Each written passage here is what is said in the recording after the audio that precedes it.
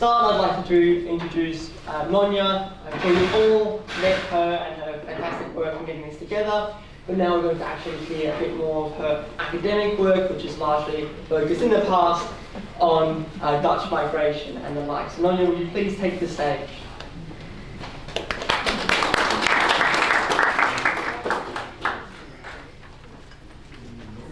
I'm just working this out now. So my talk today is on the VK Knil. Now I haven't done a lot of research. I haven't done a lot of research on this because no research has actually been done on the VK Knil in Australia. So I've picked 4 stories to give you some idea of what was happening in Camp Columbia at that time. So I don't need to introduce the wartime in Camp Columbia anymore because everyone knows. So I'm going to actually start by saying that on the 5th of March 1944, by State Decree number 1, Vichers van Mook, Lieutenant Governor General, he founded the Vrouwen Corps, or the Women's Corps.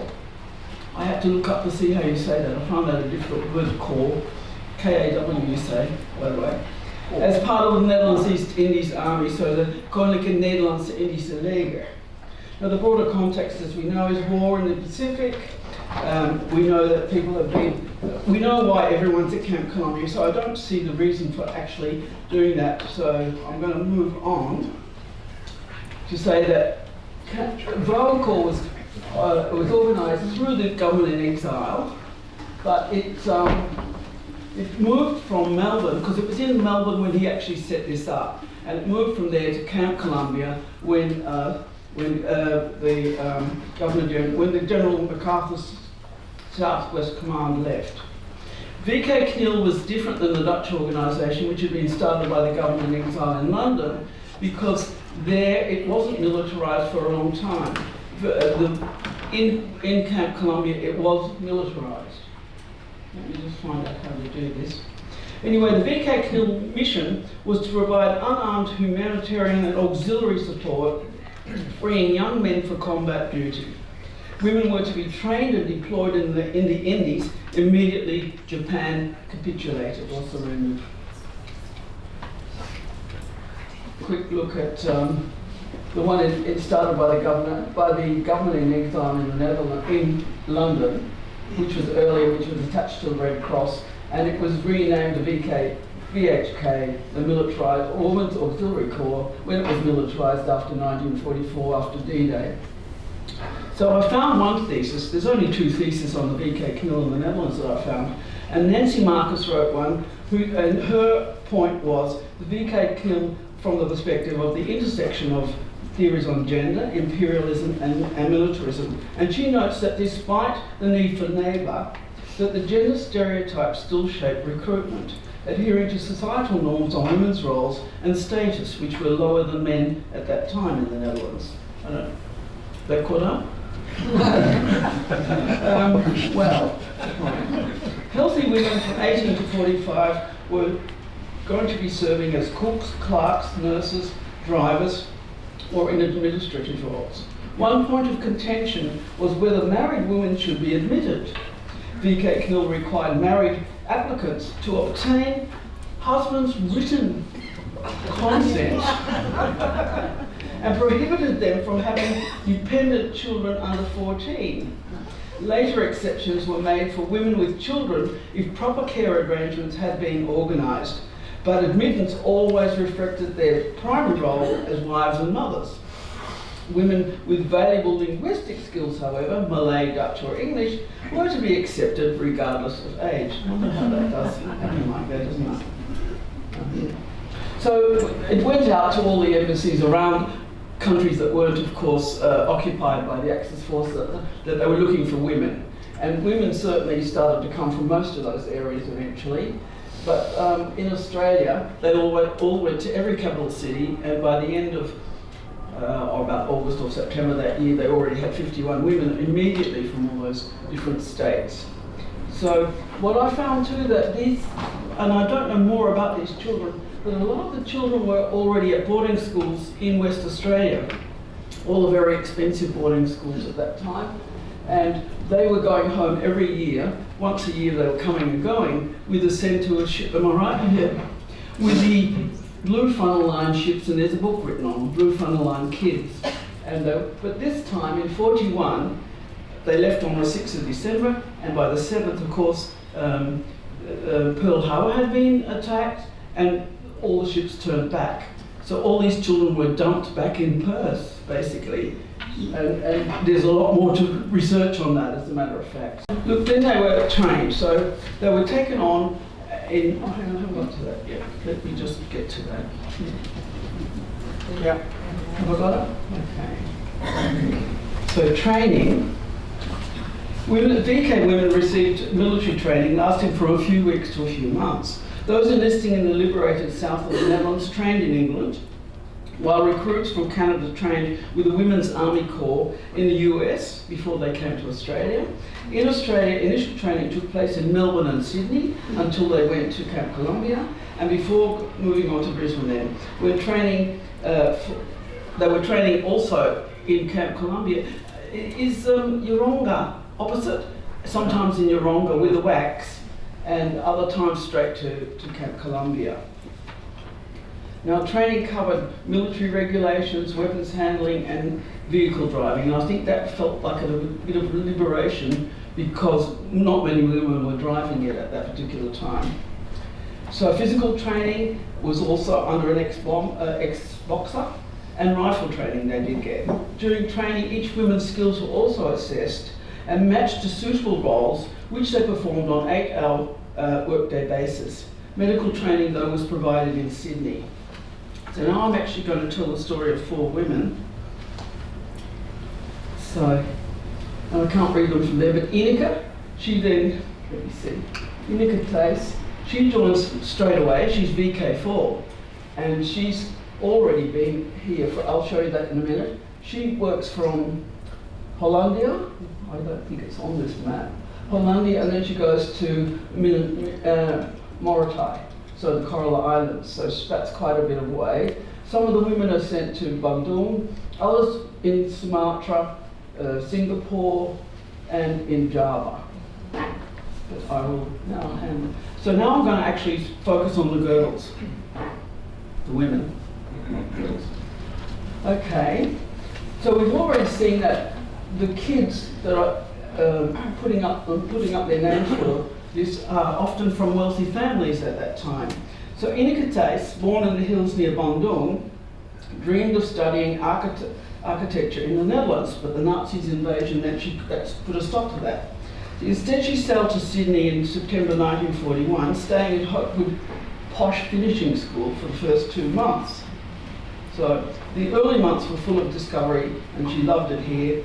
But then, of course, when Japan invaded, suddenly she couldn't get back to the Indies and had no funding.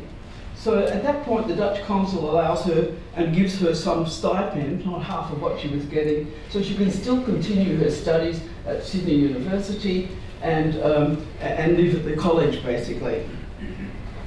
Eager to help the war effort, she volunteered at Air Force House, worked with the Land Army, and served as a draftswoman at CSIRO.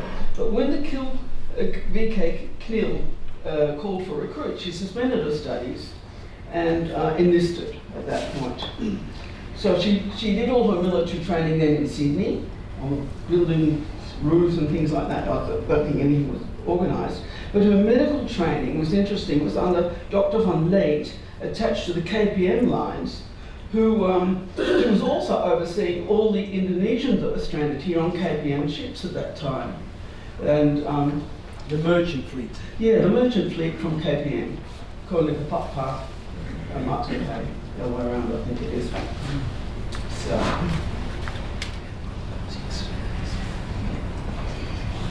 So 10 months after enlisting, we're not there yet, but you'll see in a minute.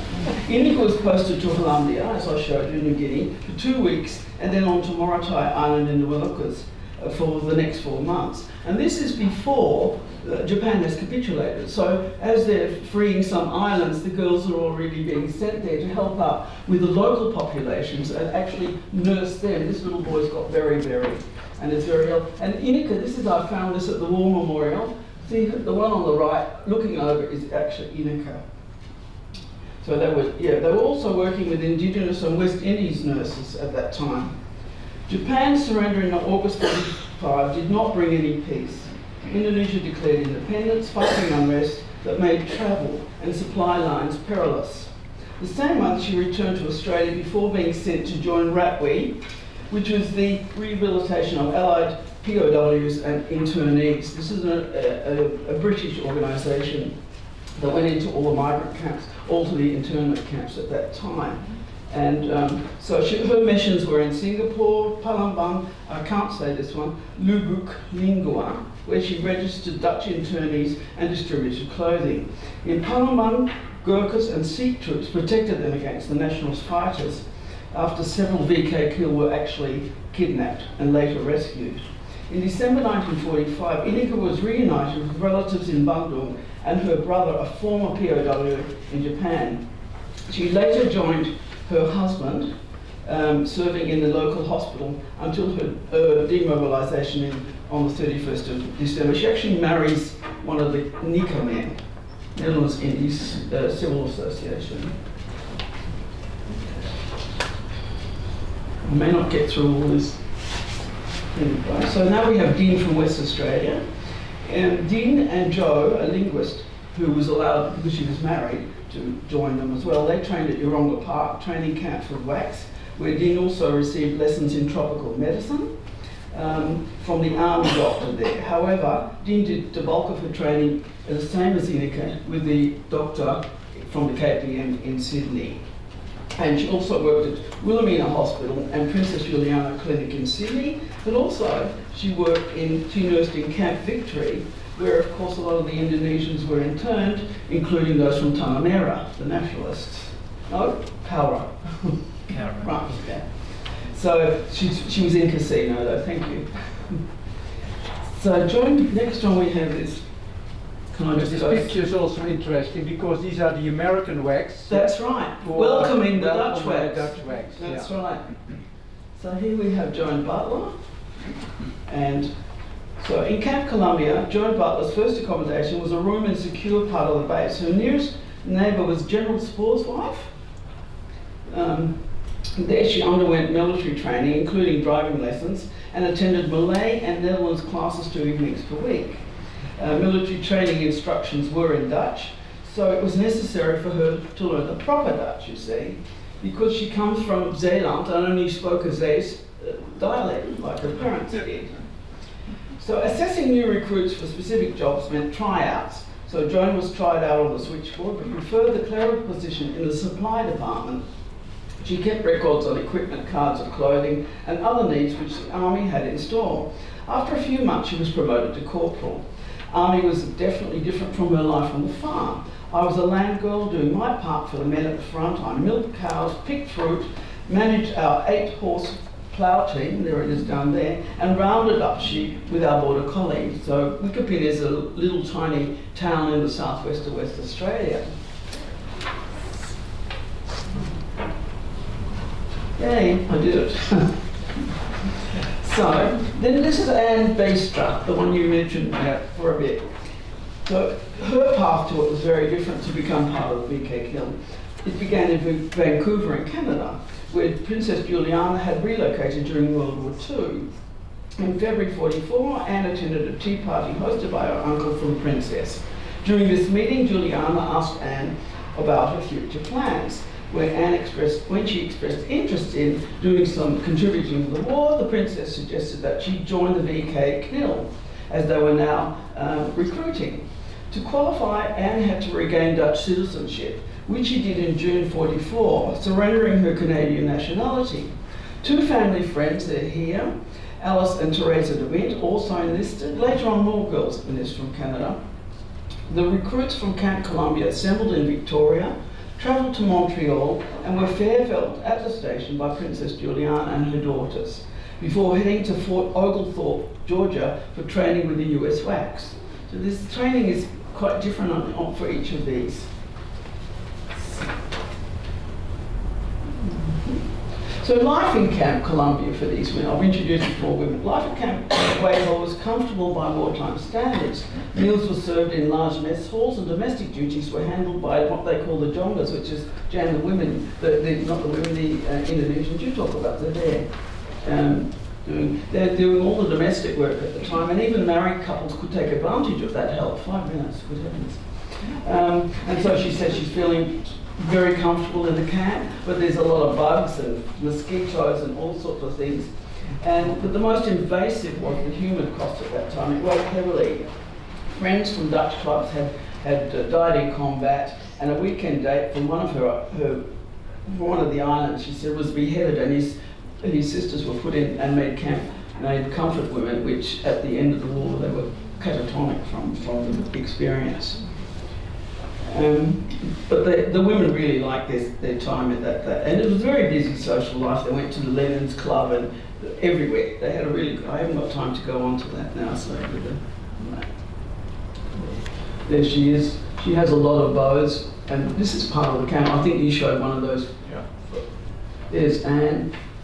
And they went with all the soldiers, sailors. The Dutch club was very, very important to them. I don't know where that Dutch club is, because they would catch a... Richmond's. I don't think it can be, because they were caught a shuttle bus from Camp Columbia to the town hall in Brisbane, and that's somehow from there was the Dutch club. I don't know, maybe we need to have a look where that was. But Joan from Perth, she marries Otto van Emden, who was at that time a bombardier on the B-25s from in Squadron 18 in Bachelor. So there's always this backdrop where you're wondering, is he going to come back, from these. Anyway, from September 45, they enter in Indonesia again at that time. So Ding there becomes, and you can see it's not what they thought they were enter. There's all this propaganda, or whatever you want to call it at that time. The Dutch we'll call it propaganda, the Indonesians call it reality. They're trying to certainly make an impact on SEAC, Southeast Asia Command, which has come to take over the governance of Indonesia at that time.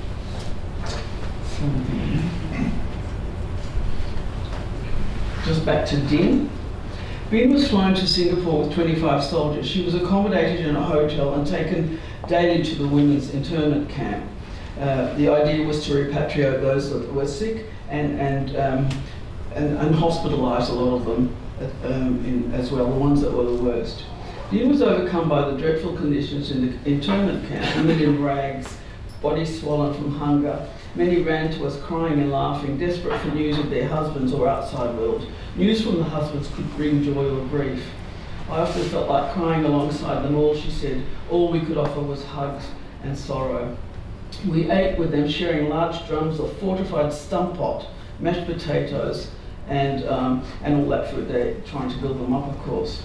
At that time, she stayed at this particular hospital for 8 months. Yeah, all right. So, okay, I can actually read that bit. After 2 weeks, I was sent to the hospital in Medan, Sumatra, with 25 women needing surgery. I spent the next 8 months there. The doctors and matron were kind. The patients, mostly internees, had heartbreaking stories of hard labour, little food, beatings. Many had hernias from lifting, and it was rewarding to see them regain their strength from surgery. Some hid food, unable to believe their freedom would last. Mothers struggled caring for children. Outside Indonesia was restless, seeking independence. At that time, I knew nothing about why flags declaring Merdeka were everywhere. Groups of men marched. Sometimes gunfire was heard in the hospital. Some servants joined what the Dutch told them was the rebels, of course, but most stayed, supported by the matron and the food. These women that went in with the VK really had no idea no idea what they were entering at that time, had little understanding of it, being boarding school kids, so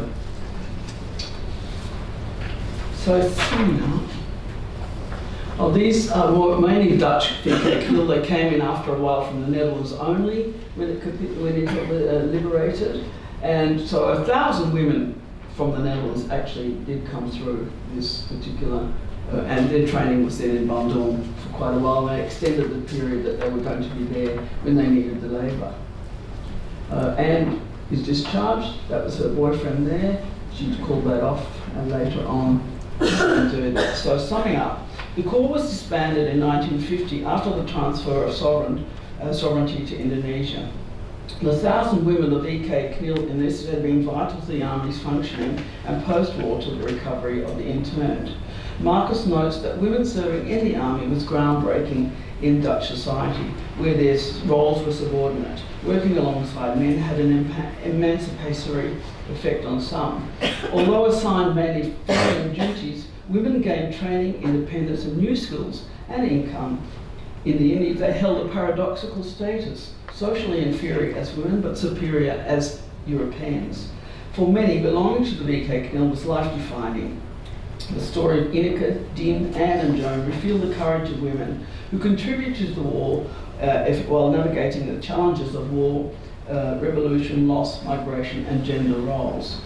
Through their presence at Camp Columbia, the women of the VK Knil left behind a legacy that forms an integral part of the shared Dutch and Australian wartime heritage, one that is now gradually being reclaimed through community memory, historical research, public exhibitions and this symposium. Thank you. Sorry if that sort of went a bit all right. Jan has a long history of teaching Indonesian at ANU and going to Well, because I'm telling a little bit about the Indonesians, I'll say selamat siang, which is good afternoon, everybody. Sorry? Apa kabar? Oh, baik, terima kasih. Show off. As we know, when Japan invaded the Netherlands Indies, the Netherlands Indies administration came to Australia, and with them came some 5,000 or 6,000 Indonesians. Now you can imagine that back in 1942, Australia had a policy in place called the Immigration Restriction Act, commonly known as the White Australia policy, which, although it wasn't admitted that it was racist, but it really was. The aim was to keep particularly Asians out of Australia. So the fact of 5,000 Indonesians coming was quite a remarkable situation. Australian people would have had very little knowledge of the Indonesian residents of the Netherlands East Indies, and so this incursion, or not incursion, but this presence in Australia gave a lot of Australian people an opportunity to engage with people from Asia that they would never had before. So when the Department of External Affairs heard that the people coming from the Indies might include some non-Europeans, they informed the Department of Internal Affairs, or Department of the Interior. They explained that some of the people coming would not all be Europeans, and provisions of special cooking arrangements will be necessary. Some personnel are likely to be coloured or of the Mohammedan religion. I'm sure a directive like that would be the first for the Department of Interior in those days. Okay, so who came? There were, as we've already heard throughout this conference, members of the Knil were many Indonesians. There were soldiers, sailors and airmen. The majority of them were actually merchant sailors on the ships that we've been hearing about earlier, some of whom were on the Oranje, which a lady mentioned from the National Archives this morning. There were also civilians who were servants of some of the Dutch evacuees, and later, and I'll come to them, there were a group of political prisoners of the Netherlands Indies government. So they were the composition of the Indonesians who were here. So this would have been quite an unusual sight in Australia. Indonesians embarking. In fact, I think in one newspaper there was a headline, "Indonesians come to aid Australia." That would be quite an unusual headline at any time, I guess. I'll just see what I've got next. There were some mixed activities with Australian servicemen and Indonesian servicemen in the same organisation. So this was the, what was it, the 18th, it was an Air Force squadron anyway, basically Netherlands Indies, but comprising some Australians and also some Indonesians, an Air Force squadron. So they were, sometimes mixing together as servicemen. The Australians were instructed in this particular organisation not to mix with the natives. So the fellow in this one, on the end there, he ignored that and became very good friends with the chap just standing above him. And he learnt a bit of Indonesian. When I interviewed him years ago, he was very proudly showing me some of his language skills. And they met again in Java many years later with a lifelong friendship until now they both died. But there was cooperation between the forces.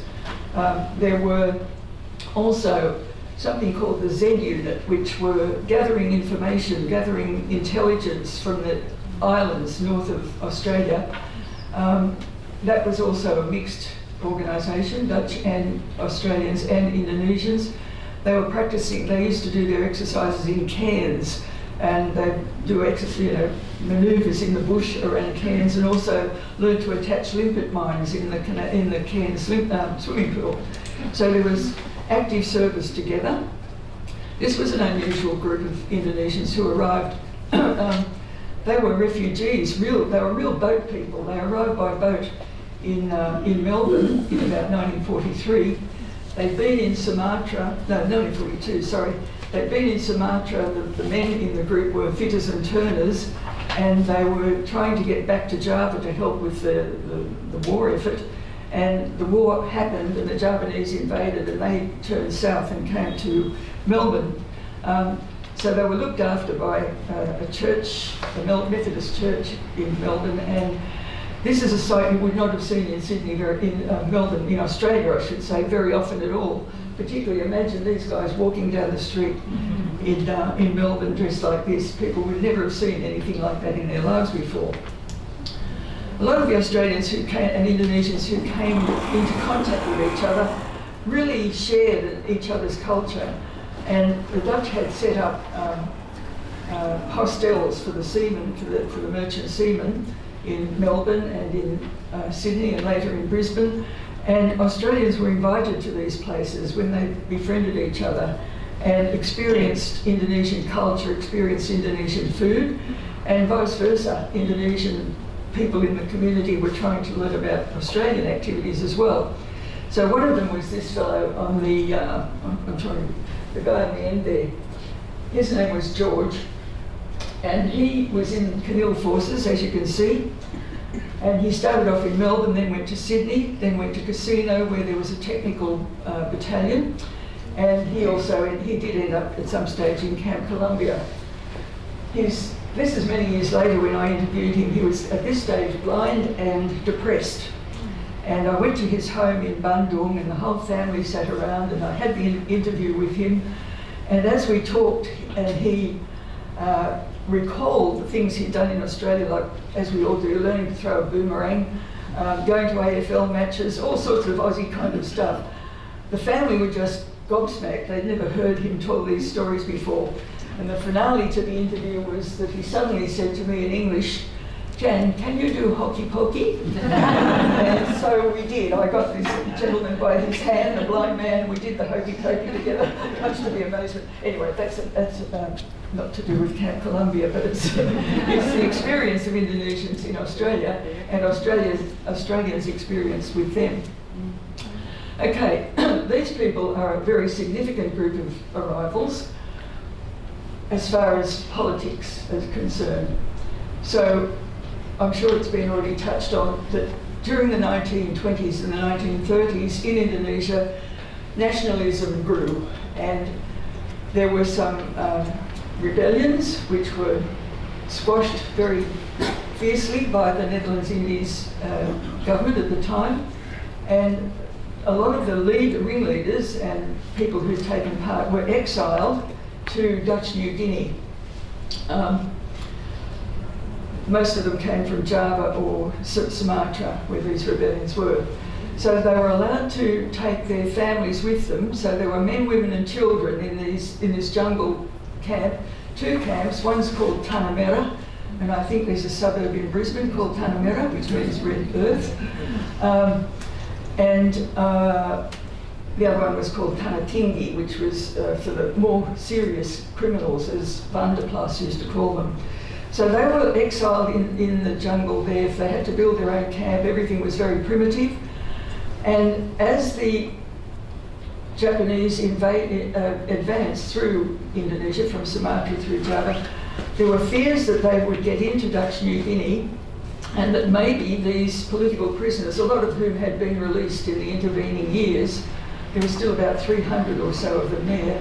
There were fears that they might collaborate with the Japanese against the Dutch government. So it was decided to bring them to Australia, and they were first sent to the prisoner of war camp in Cowra, which is in southwest New South Wales, where you probably would realise that a lot of Japanese prisoners of war were there. It was actually a prisoner of war camp.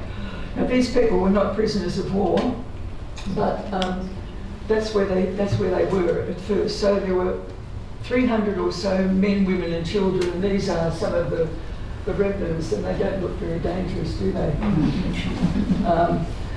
Anyway, after they'd been there for a few months, it was sort of realised that it was trying to keep it quiet that they were there in public, to the public anyway, but there were some sympathetic guards in the camp, and the word got out, and gradually there were pressure groups talking to the government. The government didn't really know what was going on. They didn't realise that they were political prisoners of the Dutch. They weren't anything to do with Australia. They were not prisoners of war. It wasn't our business to be interning them. And that was decided as a result of a lot of legal, they wrote petitions to people like, there used to be Red Cross visitors who would visit camps to make sure everybody was being treated humanely. And these people wrote petitions, and the word got out, and eventually a judge ruled that these people had to be freed. So when they were liberated, the single men, some of them were taken to Melbourne to work for the Netherlands Indies administration there, because they were very well educated, a lot of them. Some of them were sent to a labour battalion to shift munitions around. The women and children, the married fat peoples, were sent to Mackay. But the main point of their liberation was that they had been in the jungle camp because of their nationalist ideals. Their nationalist ideals and aims were still strong in Cowra. They were together, they could plan future actions, and then when they were released into the general community, they were free then to move around and to politicise a lot of the other Indonesians who were here, who were not necessarily interested in politics. This is just one of the ladies who was in the camp, who became a friend of mine. While they were in Cowra, some of them died. That was their graves when we first found them, and the Indonesian government, because they were freedom fighters, and the Indonesian government honours freedom fighters every year at a particular ceremony, they renovated the graves, and every year now, in little old Cowra, the Indonesian ambassador comes and they have a ceremony to honour these people, some of whom were children and wives, women. Anyway, that's a very special place for people in Cowra. What have I got here? I think I'm not going too fast with these slides. This gentleman here, his name was Bonden. He was in Tanamera. He was a very active nationalist. He was released and went to work in Melbourne with the Indonesian Commission, the Netherlands Indies Commission, before it moved to Camp Columbia to become the government in exile. And he, because of his working with them, he was able to often get information and disseminate it to other nationalists around the place. He was eventually sent to Camp Columbia because the Dutch became suspicious of his activities, and he was responsible in Camp Columbia for setting up what was called the Netherlands, the former people from Tanamera wherever they were, they established what was called an independence committee. So they were working all the time with plans to be free of colonial government when they returned to Indonesia. The Central Independence Committee was in fact in Camp Columbia with this chap as its head.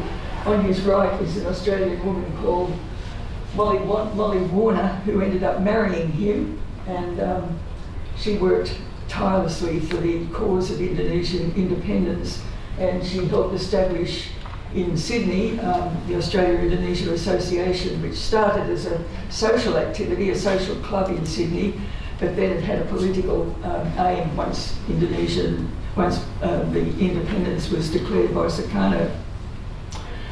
We know about American war brides, but perhaps you don't know that there were a lot of Australian war brides too. And here are just a couple of them. This gentleman was in Colombia.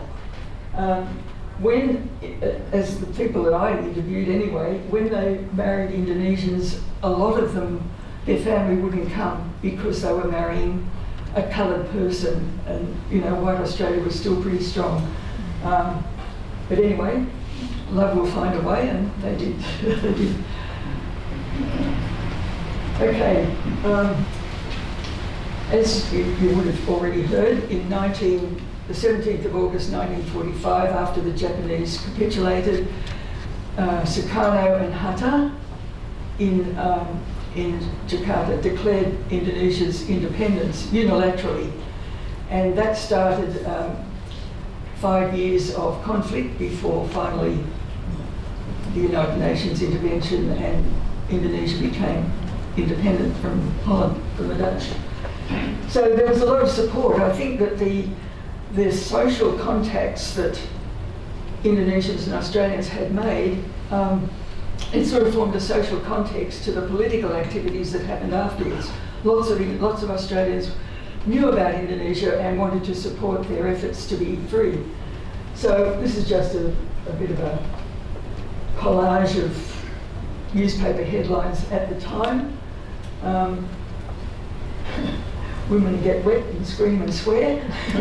I think they were trying to entice, I forget what it was now, but anyway, they put hoses on them. Well, you can see just the headlines there. Indonesian merchant seamen walked off their ships. They'd already done this back in 1942, by the way, from that hospital ship somebody mentioned this morning, the Orania. Back in 1942, before there was any talk about Indonesian independence, the wharf labourers were always on the wharves looking at the conditions of workers on the ships, and they found that the Indonesian crew on Orania were being treated well. They didn't have the facilities and the food and so on that their contemporaries on other ships were getting. And the first actual anti-kind of Dutch activity in Australia was when all of those merchant seamen walked off their ships, and they became illegal immigrants under the Australian law. A lot of them were sent to Long Bay Jail, but couldn't hold them all, so a lot of those people ended up in Cowra as a temporary holding place too, before the political prisoners went there. So it was not unprecedented for there to be trouble on the waterfront. The Australian wharf labourers and maritime unions supported the Indonesian dream of independence and encouraged merchant seamen after the declaration of independence, when these activities were happening, to walk off their ships. And eventually, this may have already been covered, Australian wharf labourers put a black ban on all the Dutch shipping in Australia at the time. Every city, in any kind of help that Dutch ships would get, whether it was for mechanical stuff or food or pilots to get them out of the harbour, everything black ban. And that was something that, it's been told. There's a journalist called Rupert Lockwood who wrote a book called Black Armada, if you want to ever explore that anymore. But that news of those black bands went around the world, and eventually wharf labourers in other ports around the world also black band Australian ships. Oh, just about to finish. One of those brides, the lady on this side, when she went back to Indonesia with her husband eventually, but all the Indonesians were repatriated, and the government was very keen to make sure that not one of them stayed after the war because of our White Australia policy. They were only allowed to come here as temporary people, no migrants. And that lady there the one on the right in the wedding, she was with her husband in Jakarta when President Sukarno, 5 years later in 1949, came back from Yogyakarta, which had been the focus, the place where the revolution was being led from by Sukarno. He came back to Jakarta when independence was declared, and that lady took that photo. That's actually him arriving for the first time in Jakarta for 5 years to take up his position as President of the Republic of Indonesia. And that photo was taken by that Aussie bride, which I think is quite amazing. And this is just to finish, the Indonesian flag coming down and the Dutch flag rising at that particular time. And I've got to stop, so thank you.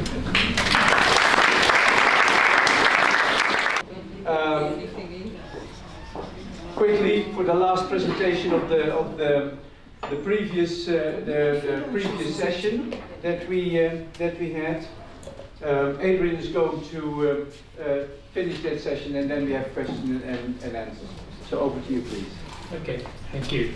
That's good because my timer is not here, so Use it.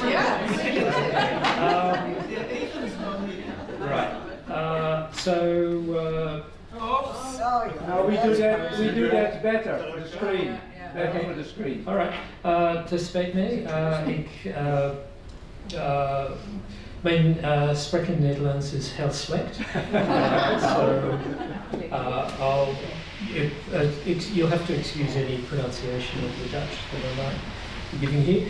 This is part of a project funded by the Australia Research Council, opening the Multilingual Archive of Australia. In my biographical notes, you'll see there's a reference to our website, but one of our project aims is to unearth the sources on Australian history that are in languages other than English, and so we're particularly, my part of the project, I'm looking at Dutch and Indonesian language sources on Australian history, and so I've been interested in particularly the period from around the late 1930s when the Australian Governor-General went to the Netherlands East Indies, probably the first official visit, through the period of the revolution the war and the revolution that we're talking about, and then into the 1950s,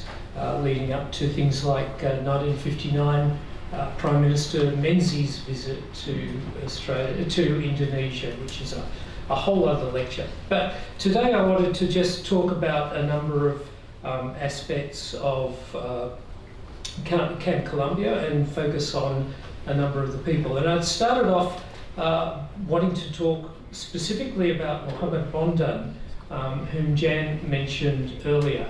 But the more I did, and so you'll see I've departed from my abstract a little bit, but the more I wanted to talk about the characters who were in Camp Columbia, then I also got particularly interested in Charles van der Plas, who is such an amazing character. But their stories are interwoven, so Bondan and van der Plas and a couple of the other people that I'll be mentioning along the way.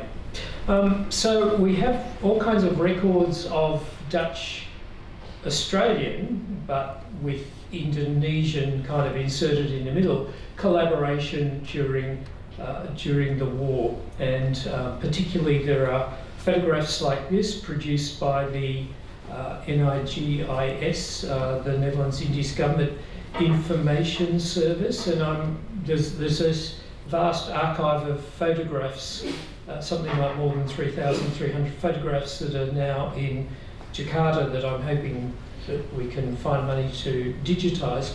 But they show all kinds of aspects of the relationship, but they were produced kind of as propaganda, or at least documentation by the Netherlands Indies government, to show different aspects of life in Australia, but also life on the front, and that includes this photograph of a hospital on Tarakan, where you see Allied forces, including the Indonesians, fighting with the Dutch, or fighting as part of the Dutch forces, together, and displayed as comradeship. And I love this photo as well. It shows Indonesia and Australia together, and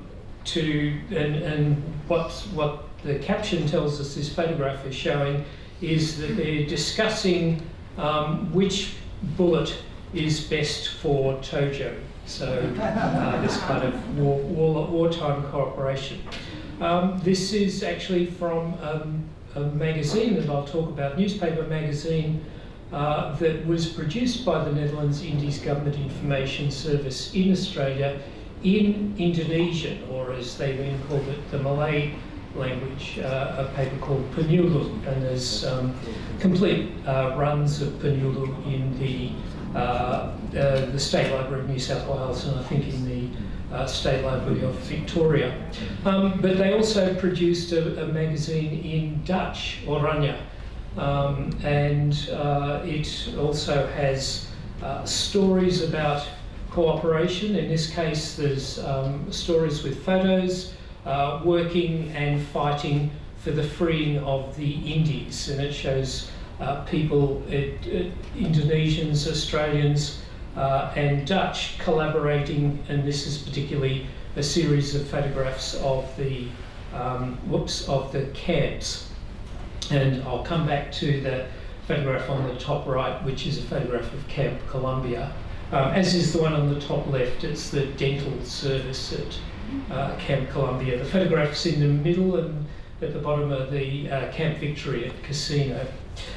So the Netherlands Indies Government Information Service and these magazines were the brainchild of Charles van der Plas, and so he set them up in Melbourne, which is where the what became the government in exile was originally established. So the civil servants and the other leaders that were not part of the surrender in the Netherlands East Indies initially moved and re-established in Melbourne. And it is worthwhile pointing out that this is part of I guess the Dutch dedication to the Indies, that a lot of the leading Dutch civil servants considered that their duty to surrender and to remain in the Indies, although the Governor-General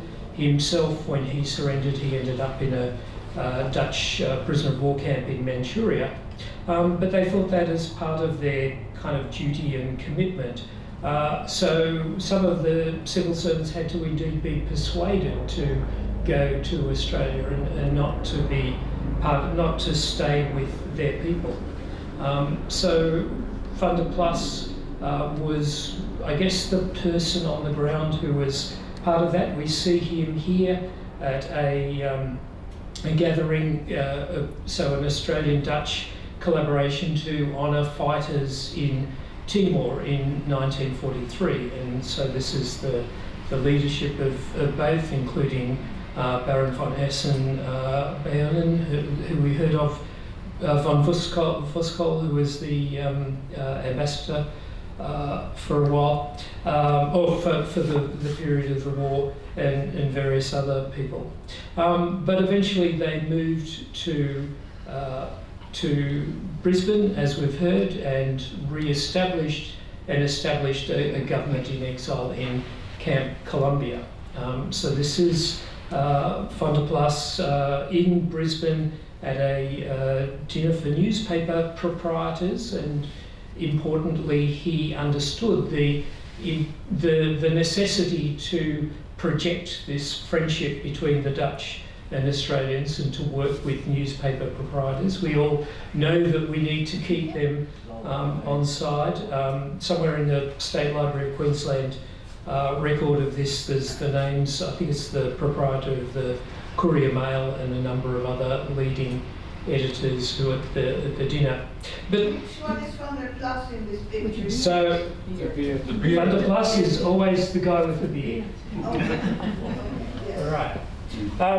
So yeah, and the more I read about Van der Plas, I thought, yeah, he's just an amazing character. So he really was, I mean, Van Mook was, both Van der Plas and Van Mook were very kind of intelligent people, strong dedication to the Indies, and both born in the Netherlands East Indies, and both were part of De Stu that we heard before. So correcting, I had to check William Frederick's article on Van der Plas that apparently he was a member of De Stu in 1930-31. And Van der Plas was the kind of planner of a whole lot of things, that he'd planned things in the Indies. He'd, as you've heard, he was consul in Jeddah for a while, and he learned Arabic for that role. He also knew, besides his range of European languages, he also spoke Javanese, Sundanese and Madurese languages, and he was quite an accomplished communicator. So much so that here in the article by William Frederick about him, which is the only major account, he's known as the man who knew too much. But there's a number of epithets that have been given to him. The other one that I took from an article, an interview with his grandson, was that he was also known as Tuan Gila, the mad white man or the mad mister. But Indonesian newspapers referred to him as the Rasputin of Java. And yeah, there's a number of different things. And Admiral Heinen, that we heard about before, also regarded him as a traitor. He was regarded as too friendly with the natives. So there's these different views, and certainly the Indonesian nationalists later on had a very negative view of them, but initially they worked very closely with him. So it was Van der Plas who went to the Bovendigel concentration camps, the political prisoner camps, in 1943, and he describes them as very pleasant camps with a beautiful outlook, which maybe not so much for the inhabitants, but he there met with the main political leaders and tried to do a deal with them, because already just before the Japanese takeover, he'd already been working with Indonesian left-wing nationalist leaders, particularly Amir Sharafuddin, who later on emerged as one of the leaders of the underground Communist Party, but that was not known at the time. And Van der Plas is known to have left 25,000 guilders in funding for the Indonesian left to form a resistance to the Japanese, because basically the left saw that it was important to fight fascism, and that the Indonesian left and the Dutch had a common enemy, and that they agreed to what was really an uneasy alliance. So Van der Plas sort of talked to the leaders about coming to Australia, but then they ended up being sent to Cowra as prisoners of war. So a lot of them felt like they'd been kind of lied to by Van der Plas, but nevertheless agreed to work with him and work in different conditions. And they ended up some of that leadership meeting with him and living with him in Camp Columbia. Now, one of the things about Van der Plas, he was actually of, it seems like he was of mixed heritage, like Von Kool. He's supposed to have become a Muslim, although Indonesian Muslims didn't regard that as being a real Muslim, a bit like his mentor Snoek Hubrunya, who was the first Westerner to write a detail, or the second Westerner to write a detailed account of Mecca, hitherto that you couldn't get into unless you were a Muslim. Van der Plas was also committed to the idea of racial harmony, and that was part of his Destu view of how a future Indonesia would live in harmony with the Netherlands in a kind of commonwealth, and this was definitely part of the view, and that's partly why right-wing Dutch regarded him as a traitor. So one of many of the descriptions of Camp Columbia emphasised that it was a very hierarchical organisation. You had about 1,000 KNIL troops. You had 500 civil servants, or around 500 civil servants, and the rest were camp workers, including servants. So a lot of the Indonesians who were in Camp Columbia were either KNIL troops or they were servants. And you can see in this photograph, which was a photograph from Oranje, where you've got the Dutch guy ordering the Indonesians around. Bailey and Harper, in their book Forgotten Wars, somewhat kind of extremely describe Camp Columbia's organisation as a grotesque colonial fantasy, a more extreme version of colonialism than you would have found in the Netherlands East Indies. I don't think that the story that emerges from the Indonesian side really bears that out so much. But certainly you had stories of racism, of Dutch using words like bangsat, apologies, insultingly to the Indonesians and kind of ordering them around. So Van der Plas did his best to try to ameliorate that racism and to counter it, and that was part of the tension in his role.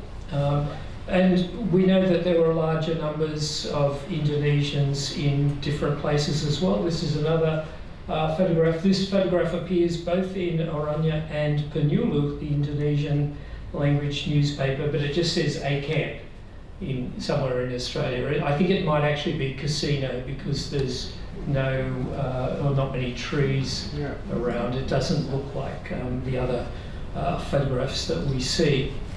But importantly, as part of the collaboration, as part of the anti-fascist collaboration, is that a whole lot of the former Bovendigel political prisoners agreed to work in the Netherlands Indies Government Information Service in this newspaper, Penyuluh. And it's a really interesting tension, because when you read Penyuluh, they're producing articles about the struggle against the Japanese, the need to liberate the Indies, but they're also sneaking nationalist messages in. So they write always talking about Indonesia. They talk about singing the national anthem, what is now the national anthem, Indonesia Raya. And at many official occasions, and I'm sure at the occasions at Camp Columbia, where you had the Dutch national anthem being sung, the Wilhelminus, that the Indonesians also then insisted on singing Indonesia Raya. And in the Dutch newspapers, they explain that as, oh, well, it's just a national song, it's not a national anthem, like Advance Australia Fair was compared to God Save the Queen at the time, and that's exactly the analogy that they use. And the articles are quite complex because they deal at different levels, but we know that Van der Plas had a direct role in overseeing the editorship because he spoke Indonesian, and so he also wanted to keep an eye on that and to make sure that the nationalist message didn't overtake what the Dutch would have found exceptional. And the people involved are quite complicated. So Burhanuddin, who you see on the left, he became really one of the first Indonesians to be a major diplomat, including in attending the San Francisco conference after the war.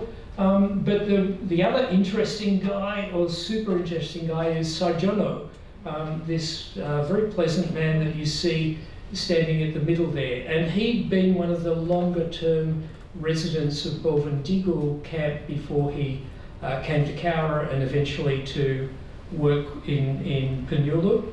Sarjono, when he was arrested and imprisoned, was the head of the Communist Party of Indonesia. It had just undergone an uprising against the Dutch, the 1926, 1927 communist uprisings.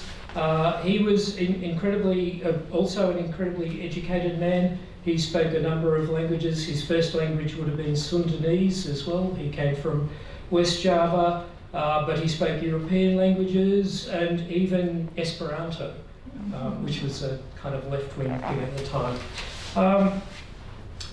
And Mohammed Bondan, who we both mentioned before, he'd been in Digul.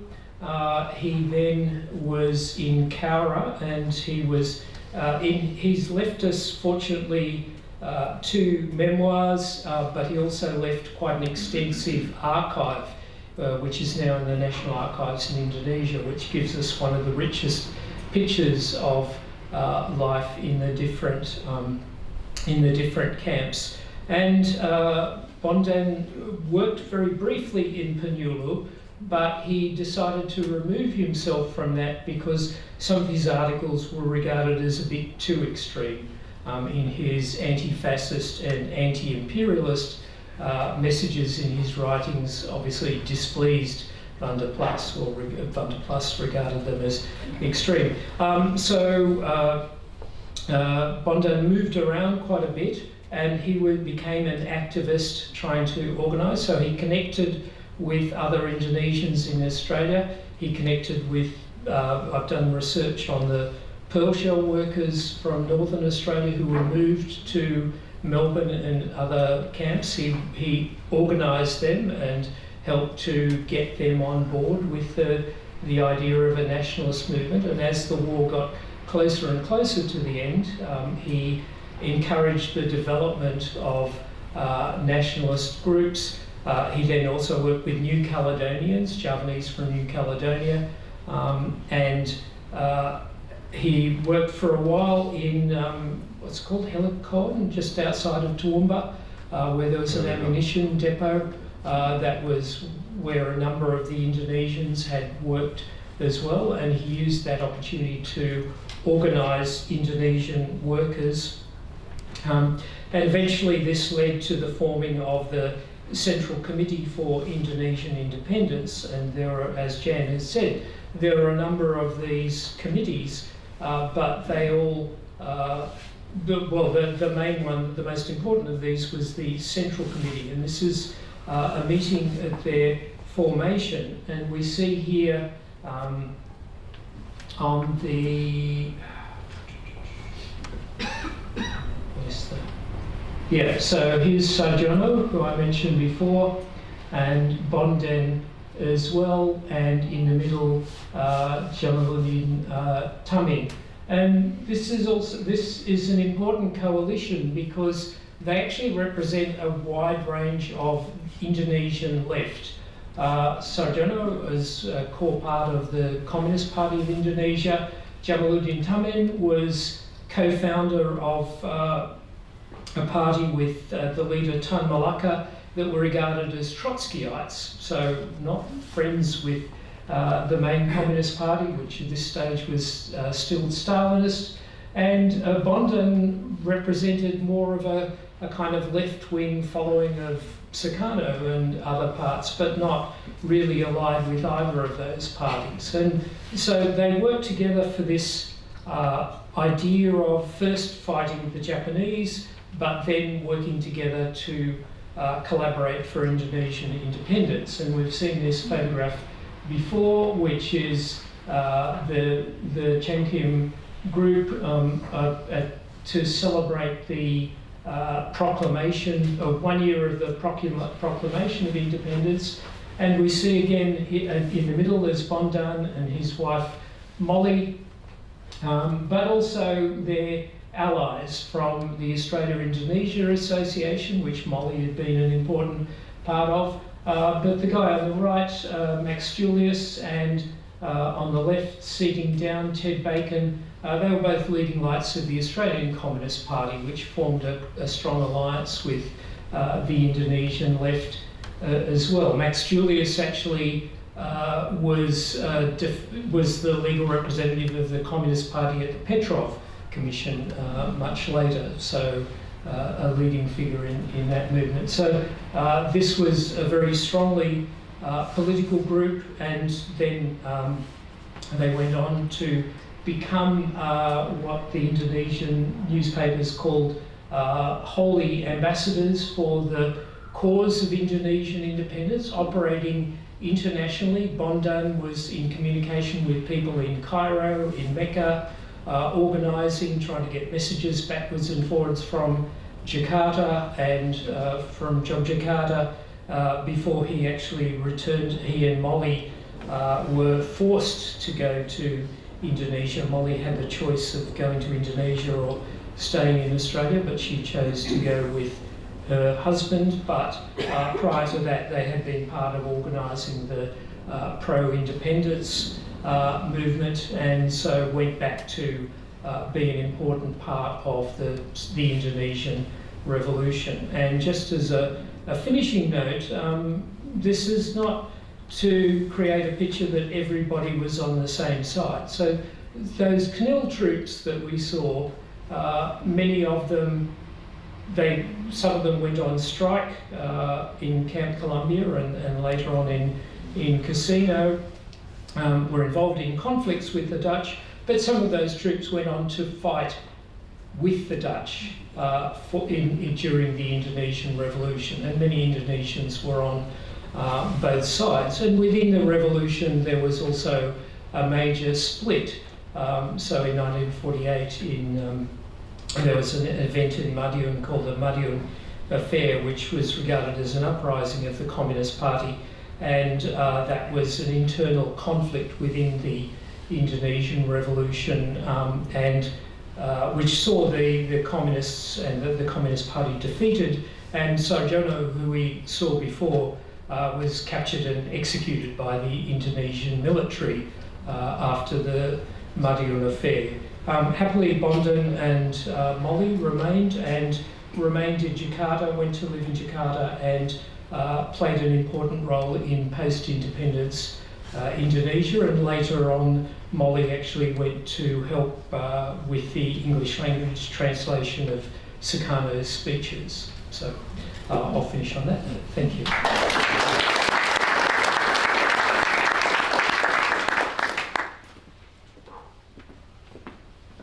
Thank you very much, Adrian. All right, that brings us then to question time. Have we got our roving mic somewhere? Yeah. Fantastic, thank you, Paul. Do we have any questions for our speakers?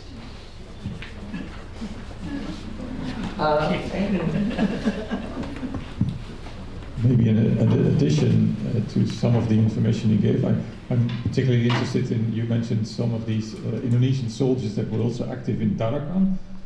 Some of these soldiers came to Australia when they were captured, for instance, on Papua New Guinea, and were hired by or forced to become soldiers for the Japanese army. Yeah, they were called Heiho.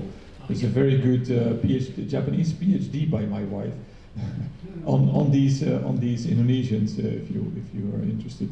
And in your story, Jan, I came across some of the Indonesians that ended up in Australia. They were actually fishermen, and they were sailing on the sea. And sometimes they would be captured by a submarine coming up by the Z force or Z force to get information. So they would capture people and they would just bring them by submarine to Australia to debrief them in a way. And they couldn't go back, of course, so they ended up in Australia. Yep, actually, I'll just. Yeah, one thing I ran out of time to talk about was the fact that there was a huge range of people in Camp Columbia. So one of the most famous of them was the Sultan of Ternate, who had been rescued by Z Special Force in Ternate and brought to Australia. And there's apparently photographs of him in residence in Camp Columbia. So he was a kind of celebrity at the time. He was a sultan and he didn't like the accommodation in Camp Columbia. He was used to something else. The question, what's the back, did we, from Ed, or?